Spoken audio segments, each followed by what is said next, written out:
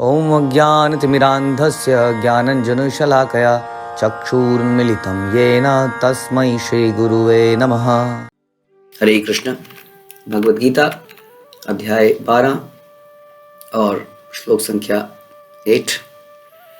मय्येव मना आधस्त्व मयि बुद्धिं निवेशय निवशिष्यसि मय्येव अत ऊर्ध्वं न संशय। मुझ भगवान में अपने चित्त को स्थिर करो और अपनी सारी बुद्धि मुझ में लगाओ। इस प्रकार तुम निसंदेह मुझ में सदैव वास करोगे। भगवान में वास करने का मतलब है भगवान के चिंतन में निरंतर रहना। इसके पहले कुछ श्लोकों में भगवान ने ऐसा अक्सर कहा है, अनन्यश्चिन्तयन्तो माम ये जना पारिपाश्यते तेषां नित्यभियुक्तानां योगक्षेमं वहाम्यहम्। तो भगवान बोलते हैं कि जो मेरा निरंतर अनन्य भाव से चिंतन करता है उसको मैं उसकी सारी ज़रूरतें पूरी करता हूँ।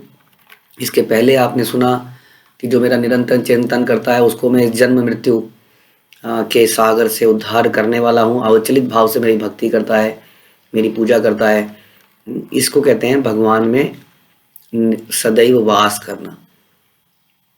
तो भगवान यहाँ पर बता रहे हैं कि भगवान में सदैव वास करने के लिए क्या करना पड़ेगा।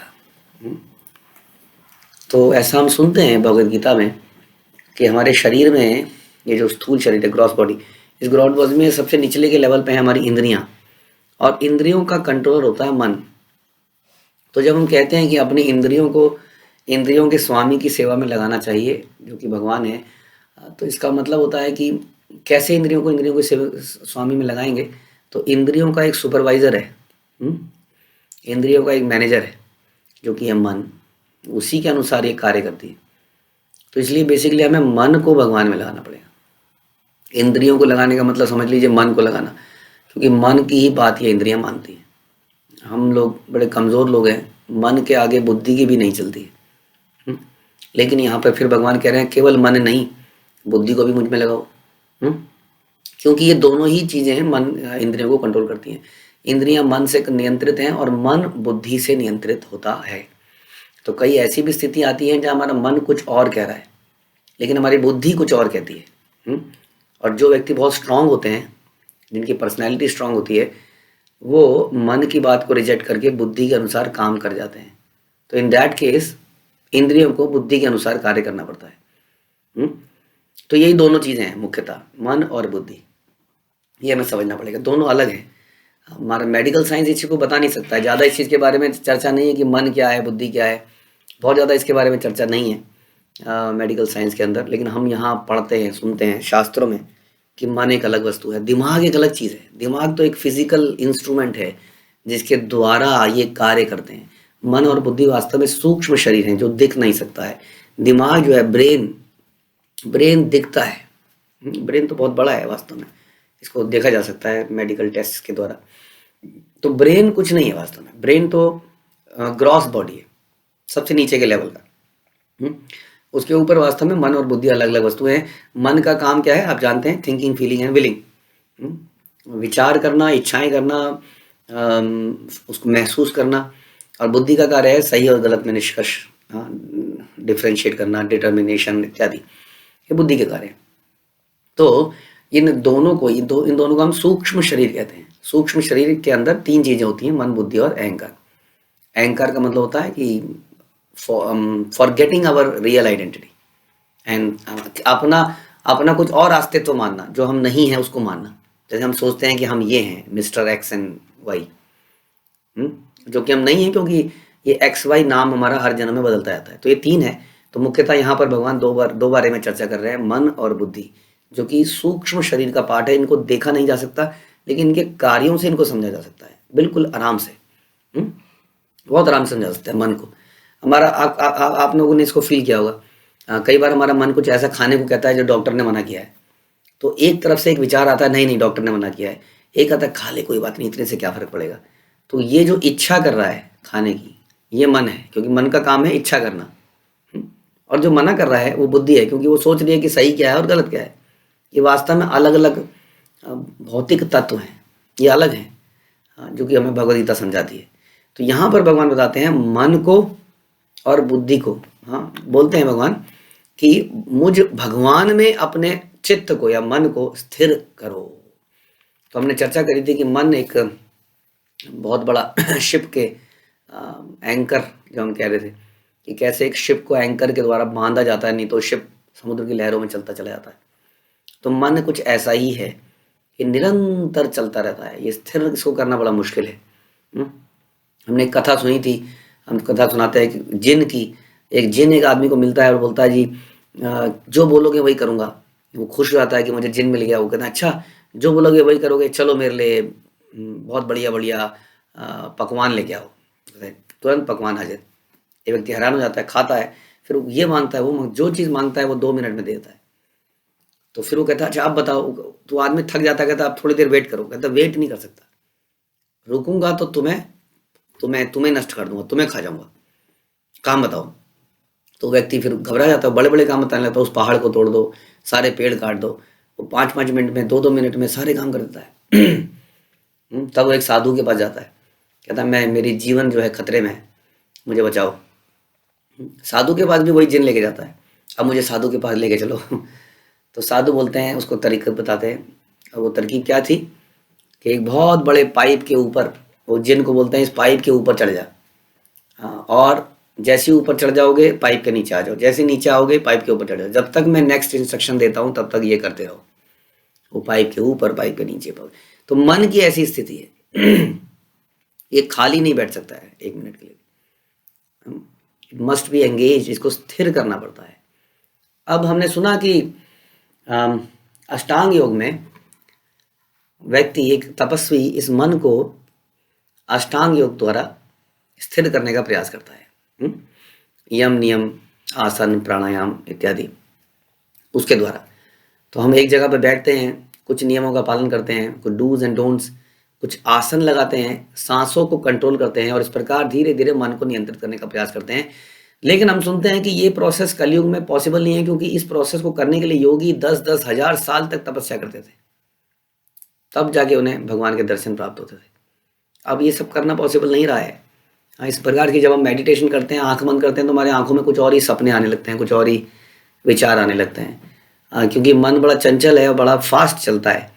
कैसे स्थिर किया जाए, तो हमने चर्चा करी थी कि भगवान के कार्यकलापों में, उनके रूप में, उनके गुण में, उनके नाम में इसको स्थिर कर सकते हैं। तो जिन का ऊपर जाना और जिन का पाइप से नीचे जाना, हम कहते हैं कि हरे कृष्ण महामंत्र की माला में एक तरफ से दूसरी तरफ पहुंच जाना, दूसरी तरफ से फिर पहली तरफ पहुंच जाना, इस प्रकार से भगवान के नामों में इस मन को स्थिर करा जा सकता है। जो कि यहाँ पर भगवद गीता जो है बहुत ही एडवांस्ड नॉलेज है। इसकी फर्दर डिटेलिंग हमें गुरु से और फर्दर आगे आने वाले शास्त्रों से मिलता है, जिसको हम कहते हैं चैतन्य चरितामृत, जो कि और डिटेल में बताती है कि इस मन को स्थिर कैसे कर सकते हैं। भगवान ने बोला कि मन को मुझ में स्थिर करो, कैसे करें? तो हमारी गुरु परंपरा ने चैतन्य महाप्रभु चैतन्य चरिता में बताया, क्या करो? हरे कृष्ण महामंत्र की नित्य माला जपो, जैसे कि वो जिन्न ने किया। उस प्रकार से भगवान के नामों में ये मन स्थिर हो जाएगा, धीरे धीरे धीरे स्थिर हो जाएगा। तो मन को स्थिर करो और सारी बुद्धि को मुझ में लगाओ। बुद्धि मस्ट बी इन्वेस्टेड। हम इन्वेस्टमेंट करते हैं बुद्धि का बहुत सारी जगहों पे। इंसान ने क्या क्या इन्वेस्टमेंट नहीं कर लिया बुद्धि की, कहाँ कहाँ नहीं लगा लिया है। हैरानी हो जाती है कि इंसान ने कैसे बनाया होगा, है ना। कई बार देख के आप एरोप्लेन को देखिए, मतलब अद्भुत चीज़ है वास्तव में। हाँ, हम बैठे हैं, उड़ गया। जिस जगह में पहुंचने में हमें 3-3 4-4 दिन लगते हैं, वहाँ वो 2-2 घंटे में 3-3 घंटे में पहुंच जाता है। कोई साधारण बात नहीं है। कितनी बुद्धि लगी होगी इसको उस लेवल तक लेके जाने के लिए। एक्सीडेंट होते हैं, लेकिन फिर भी देखा जाए तो हाँ, इट्स ग्रेट अचीवमेंट। और ऐसी न जाने कितने आविष्कार हैं, अनंत आविष्कार। उनको देखते हैं तो लगता है कि ये ह्यूमन ने बनाया। तो कुछ तो किया है, लेकिन दिक्कत ये है कि जो भी किया है वो टेम्परेरी चीज़ों के लिए, शरीर के लिए किया है, और हम शरीर नहीं है। ये समस्या होगी सारी। इसी बुद्धि को यदि अध्यात्म में वो लगाता तो कहाँ पहुँच जाता। जितने लोगों के पास बुद्धि ज़्यादा है ना, ब्रेन ज़्यादा होता है, उस ब्रेन को बेच देते हैं। इंजीनियरिंग कॉलेज में, मेडिकल की पढ़ाई में कहाँ कहाँ बेच आते हैं। भगवान किसी को हायर बुद्धि देता है, धर्मो हितेशो अधिको विशेषो धर्मो नहीं ना पशुर भी समानम कहते हैं। मनुष्य में और जानवर में एक कॉमन पढ़ाई लिखाई जब बच्चे करते हैं तो बच्चों को ही किताबों में पढ़ाते हैं, है ना, आपने भी पढ़ा होगा कि इंसान में और जानवर में क्या अंतर है कि हमारे पास ज़्यादा बुद्धि है। लेकिन वो ज़्यादा बुद्धि किस लिए है ये हमें शास्त्र बताते हैं। वो ज़्यादा बुद्धि हमने कहाँ लगा दी? आहार, निद्रा, भय और मैथुन, eating, meeting, sleeping and defending, इन 4 कार्यों में हमने उस बुद्धि को लगा दिया तो हम भी जानवरों जैसे हो गए इसका मतलब।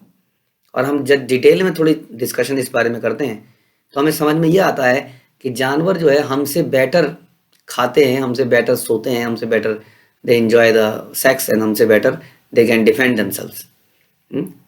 तो इस नज़र से देखा जाए तो हमारी बुद्धि फिर कहाँ ज़्यादा है, क्या ज़्यादा है? इसका शास्त्र बताते हैं धर्मो हितेशो अधिको विशेष।